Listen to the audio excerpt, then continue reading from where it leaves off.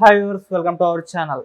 వేణుస్వామి గారు జగన్మోహన్ రెడ్డి గారిని కలిశారు ఒక కారులో అని చెప్పేసి ఒక వీడియో కూడా వైరల్ అవడం చూస్తున్నాం. మరి నిజంగా కలిశారా? అలాగే వేణుస్వామి గారు కూటమి కాకుండా వైసీపీ ప్రభుత్వం అధికారంలోకి వస్తుందని కూడా చెప్పినట్టు కూడా వార్తలు వస్తున్నాయి. మరి ఆయన చెప్పిన అసలు చెప్పింది నిజమా లేదా? సో ఇదే అంశం మీద డిస్కస్ చేయడానికి ప్రజెంట్ మనతో పాటు ఇమ్మంది రామారావు గారు సీనియర్ జర్నలిస్ట్ ఆయన ఉన్నారు.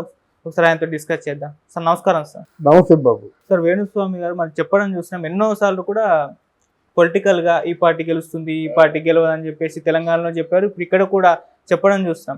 అయితే ఆయన సీక్రెట్గా జగన్మోహన్ రెడ్డి గారిని కలిశారు అన్న వార్త ఒకటి వైరల్ అవుతుంది సార్. ఒక వీడియో కూడా వచ్చిందని చెప్పడం చూస్తాం. మరి ఆ వార్తల్లో నిజం ఎంత ఉంది? మరి ఆయన వైసీపీ ప్రభుత్వం అధికారంలోకి వస్తుందని చెప్తున్నారు కదా, వస్తుందంటారా? మీ ఒపీనియన్ ఏంటి? ప్రేక్షకులకు ముందుగా నేను చిన్న విన్నపం చేసుకోవాలి. ఒక దుష్ట వ్యక్తిని కొంచెం భయపెట్టాలంటే కొంచెం కఠినంగానే మాట్లాడాలి.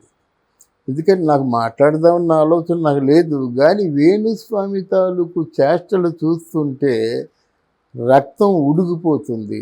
అందరిలాగే నువ్వు పుట్టావు, అందరి జ్యోతిష్యులాగా నువ్వు చెప్తున్నావు. జ్యోతిష్యం అంటే ఏమిటో నాకు కొంత తెలుసు. నీ జ్యోతిష్యం అంతా కోటీశ్వరులకే చెప్తావు నువ్వు.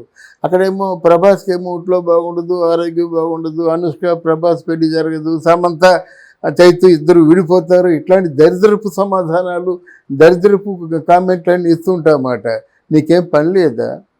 డబ్బులు కావలిస్తే ఏదైనా గుడి దగ్గరికి వెళ్ళి గుడ్డ పరిచి అనుకుంటే వస్తుంది. సాయంత్రం ఒక 10,000 ఎంతో వస్తుంది. నీలాంటి వాడు మంచి సిల్క్ చొక్కా వేసుకొని గుడ్డ పరిచి అడుక్కుంటే బాగుంటుంది. కానీ ఇట్లాంటి అంటే మంచి వాళ్ళని, జీవితంలో పైకి రాబోయే వాళ్ళని, జీవితంలో పైకి వస్తున్న వారిని, తర్వాత కాయ కష్టం చేసి జీవితాంతం కష్టపడి ఓ పార్టీలో ఎన్నో శ్రమలకు వచ్చి అంటే ఎంపీగానో ఎమ్మెల్యేగానో ఏదో నిలబడినట్టయితే వాళ్ళు నీ చేత అయితే ఎంకరేజ్ చేయి.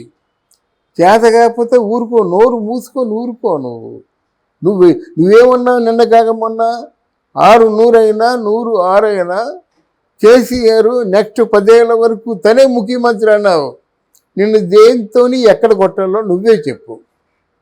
దేంతో కొట్టాలి, ఎక్కడ కొట్టాలి? ఆ వీడియో నా దగ్గర ఉంది. ఇప్పుడేమో నీకు బుద్ధి జ్ఞానం లేకుండా ఏదో మెల్లో బంగారు పూసలు వేసుకుంటే, బంగారు పూసలు వేసుకున్న వాళ్ళందరూ కూడా కళ్ళు నెత్తికెక్కి మాట్లాడకూడదు, సంయమనం పాటించాలి. ఇంకా నువ్వు వయసులోనే 40, 45, 50 కదా, ఇంకో ఎంత లేదన్నా ఒక 20 ఏళ్ళు బతుకుతావు కదా. ఆ 20 ఏళ్ళు కూడా నీచపు బ్రతుకొద్దు అంటున్నాను. అంత దౌర్భాగ్యమైన బ్రతుకు ఎందుకు కోరుకుంటున్నాను? ఇప్పుడేమో వైఎస్ఆర్ అంటే జగన్మోహన్ రెడ్డి గెలిచేస్తాడు అంటున్నాను నువ్వు. అంతకుముందేమో స్వరూపానందేంద్ర స్వామి రాజశ్యామల యాగం చేశాను గనక గెలిచాడన్నాడు. మరి ఇప్పుడు చేయొచ్చు కదా ఆ స్వరూపానందేంద్ర స్వామి. నువ్వేం చేసావు? అంతకుముందు ఏదో కేసీఆర్ చేశా అన్నావు. మరి రెండోసారి చేసినప్పుడు నీ తాలూకు పూజలు ఎందుకు ఫలించలేదు? ఒక్కసారి ఆత్మావలోకనం చేసుకో.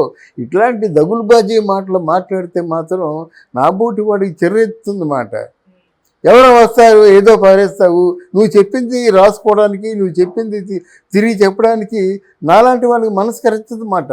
అసలు జ్యోతిష్యం అంటే ఏమిటి? ఇది సైకలాజికల్ ఒక ఫీల్ అంతే. మనం నీకు జనంలో ఉన్న పలుకుబట్టి బట్టి, నీ తాలూకు మైండ్ సెట్ బట్టి, నువ్వు మాట్లాడే తీరు బట్టి నువ్వే కొన్ని సీక్రెట్లు ఇస్తుంటావు, తెలుసో తెలియకో, దాన్ని బట్టి చెప్తావు. ఇప్పుడు సీక్రెట్ ఎవడిచ్చాడు?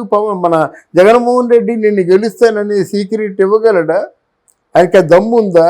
దమ్ముంటే ఎందుకు పెద్ద సంబరాలు ఏర్పాటు చేసుకొని మళ్ళీ ఆ సంబరాల్ని క్యాన్సిల్ చేసేయండి. వాలంటీర్కి ఇవ్వాల్సిన డబ్బు వాళ్ళకి ఇచ్చేసి ఆ సింబులు ఆ సెల్ ఫోన్ లాక్కుండా అని చెప్పేసి చిన్న భిన్నంగా ఆర్డర్స్ జారీ చేసేస్తున్నాడు.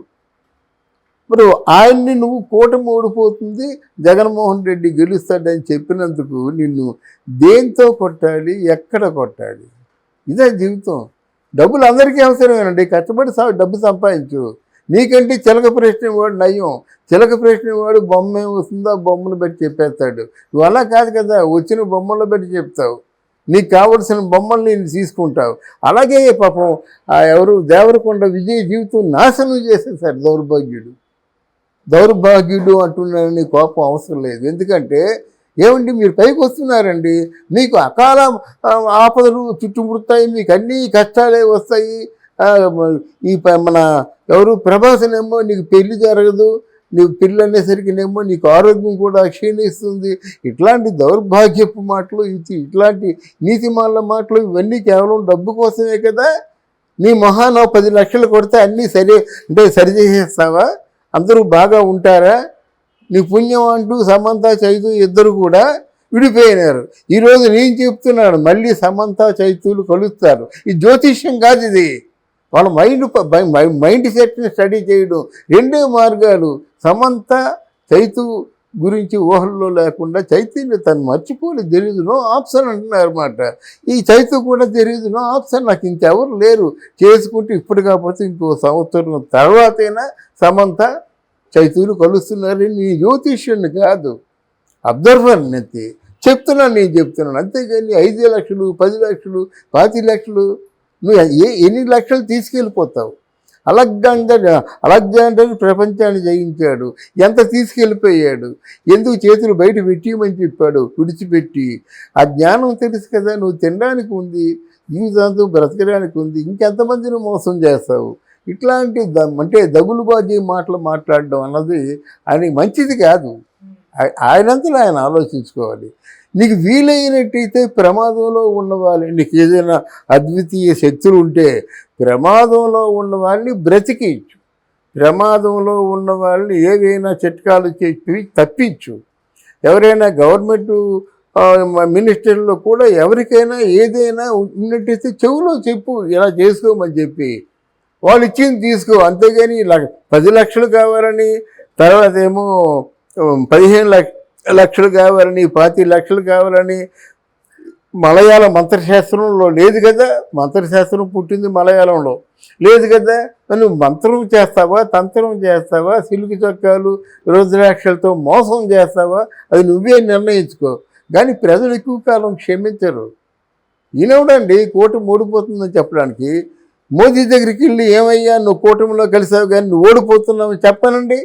మగాడైతే కూటమిలో సభ్యుడే కదా, కూటమి ఓడిపోతుంటే దాంట్లో ఎందుకు కలిసావు? జగన్మోహన్ రెడ్డితో కలవలేకపోయి అనమని చెప్పండి, అటు తిరిగి వస్తాడేమో.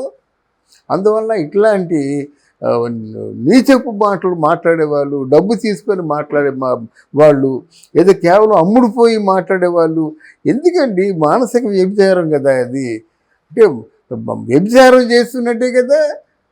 సరస్వతి ఎప్పుడు కూడా ఇట్లాంటి అబద్ధాలు చెప్పదు. సరస్వతీదేవి లోక కళ్యాణాన్ని పూనుకుంటుంది. అందుకే తల్లి నిన్ను దళంచి పుస్తకము చేతన్ భూనితి నీవు నా ఇళ్ళమందు నుంచి నిత్యము శోభిళ్ళు నాదు వాక్కు సంప్రీతిని జగన్మోహిని పుల్లాబ్జాక్షి సరస్వతి భగవతి పూర్ణేందు బింబానని చదువుకున్నవాడు ఎవడైనా ఆ తల్లిని స్మరించుకుంటాడు. అదేమి లేకుండా సరస్వతి శ్లోకం నీకు వచ్చో రాదు నాకు తెలియదు, కానీ గరికిపాటి వారు స్మరిస్తారు, చాగంటి వారు స్మరిస్తారు. వాళ్ళకంటే భక్తుడువా, వాళ్ళకంటే పవిత్రులైన వాడువా? నీచపు మనిషివి. ఇక ముందైనా నీ బుద్ధి మార్చుకుంటే బాగుంటుంది. మంచి పనులు చేయు, అంటే నిలబడిపోయే చరిత్రలో నిలబడిపోయే పనులు చేయు. తెలంగాణ ఎలా సుభిక్షంగా ఉంటుంది, ఆంధ్ర ఎలా సుభిక్షంగా ఉంటుంది.